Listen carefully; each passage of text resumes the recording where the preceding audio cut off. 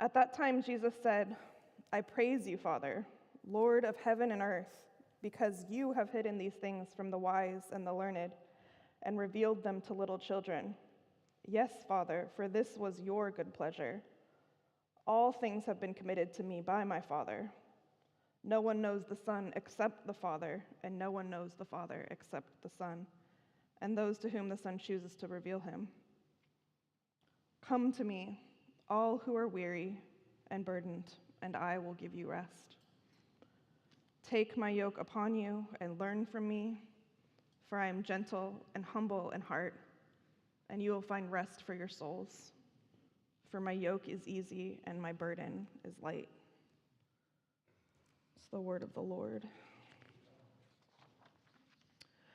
When I was a little girl, my family and I would pile into our Dodge Caravan with the fake wood siding and drive to Tucson, Arizona every summer to see my grandparents, my mom's parents. We would drive from our home in Orange County, Southern California, to the eastern side of Arizona, where my mom grew up. The drive is less than 500 miles, which is nothing for somebody from the US. The trip took all day to get there, though.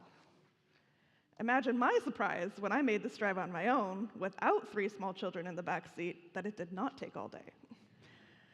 Inevitably, during this trip, one or all of my siblings would ask the question. What would they ask? But in my child's brain, it took forever to get there. It seemed like we might not ever arrive.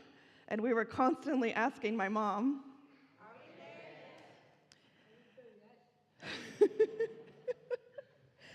Israel has been on a journey for generations since the Old Testament. Israel seems to be constantly asking, "Are we there yet?"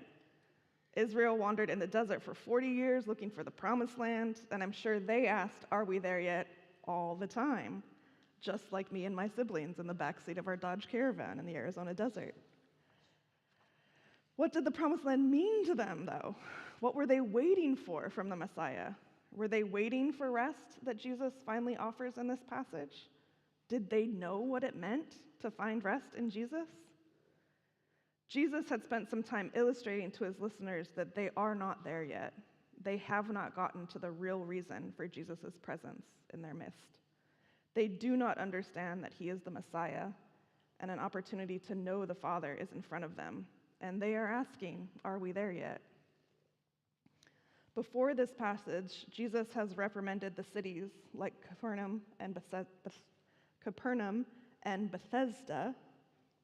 I think that's right, where he had performed miracles. He reprimanded them because of their lack of repentance. They had been enamored by his miracles, but it had not produced any commitment or turning from their sinful ways. The residents of these cities were not doing enough. And right after this passage in chapter 12, Jesus will be challenged by the Pharisees for breaking Sabbath law. It could be said that the Pharisees were doing too much, and the residents of Capernaum and Bethesda were not doing enough. The Jewish people that Jesus is addressing were feeling very burdened by the law of the day, by the Mosaic law outlined in the Torah and upheld by these Jewish leaders. Those listening to Jesus that day would have felt like rest was far off in the distance, that it could never be achieved. The law given to the Jewish people in the Torah was a burden on the Jewish people. The law included Sabbath restrictions against travel, detailed and time-consuming cleansing rituals, the prohibition of work and offering medical aid on the Sabbath, which is what Jesus is going to do in chapter 12. Keeping the Jewish laws was time-consuming, a heavy burden, and left no room for rest or relief. It could feel like there was no reprieve or escape from the law. When you finished following one law, another one would be waiting for you to follow. Did Israel know that they needed rest? Did they realize that the Messiah had come to give them rest? The listeners of Jesus that day would have felt overwhelmed and burdened by the expectations of the law. They were chasing a destination that kept changing, never arriving at or achieving rest or completion. They are constantly asking, "Are we there yet? Do we get to rest now?"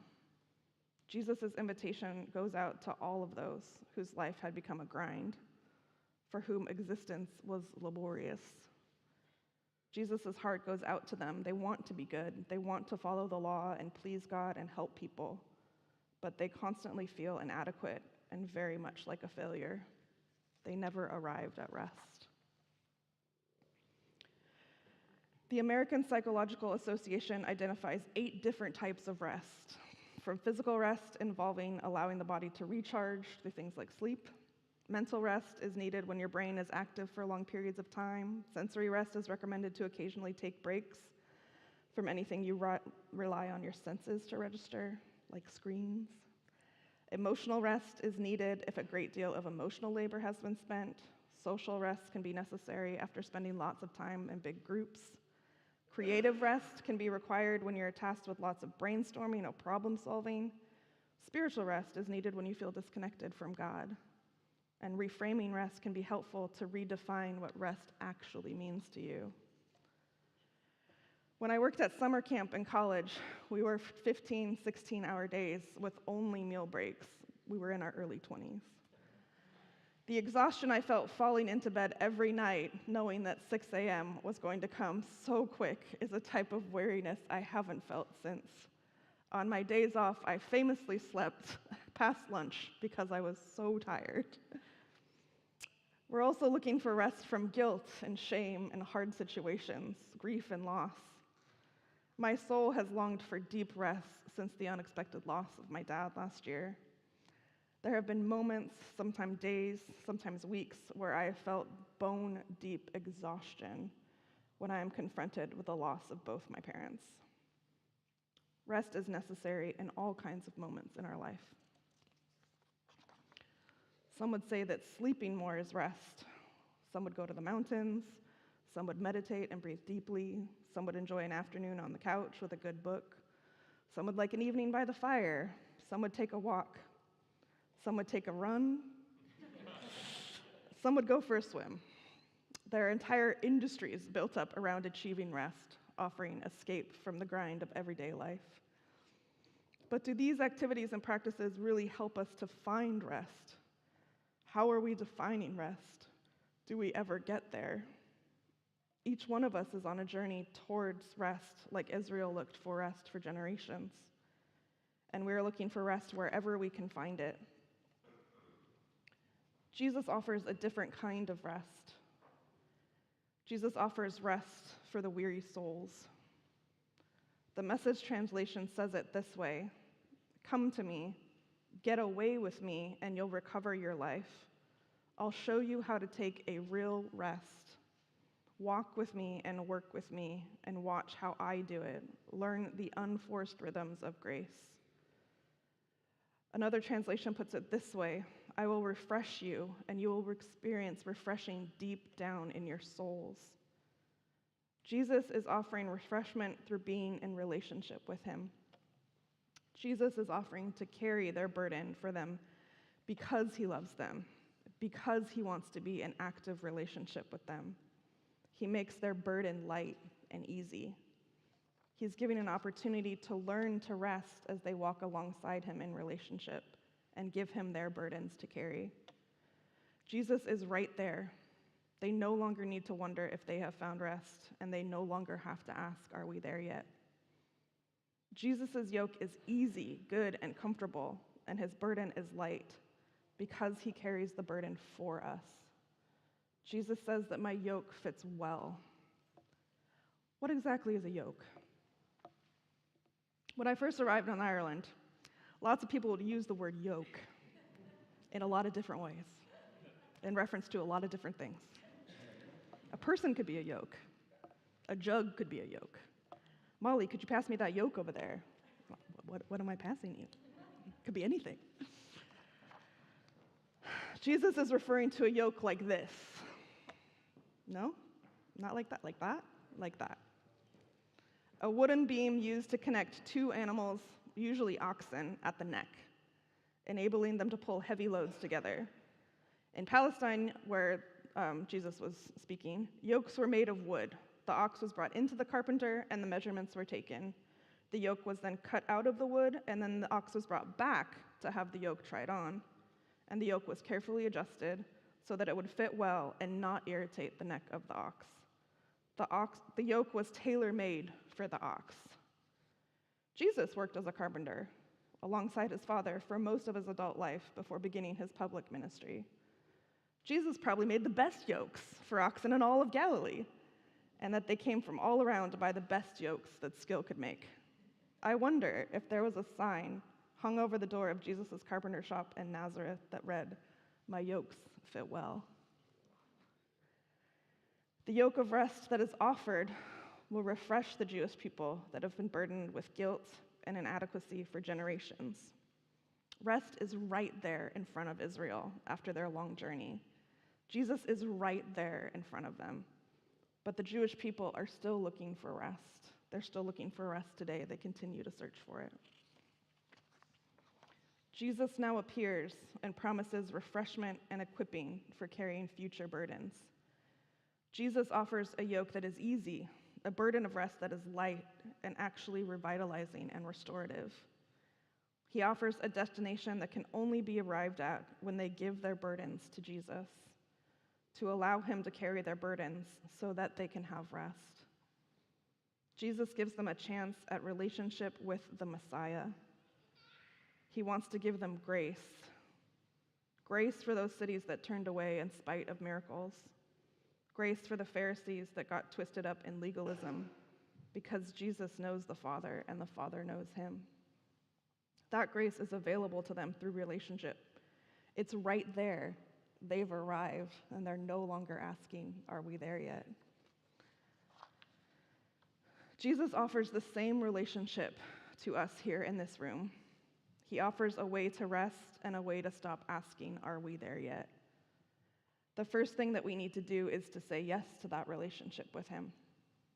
And the second thing is to let Jesus carry our burdens. It is easier said than done.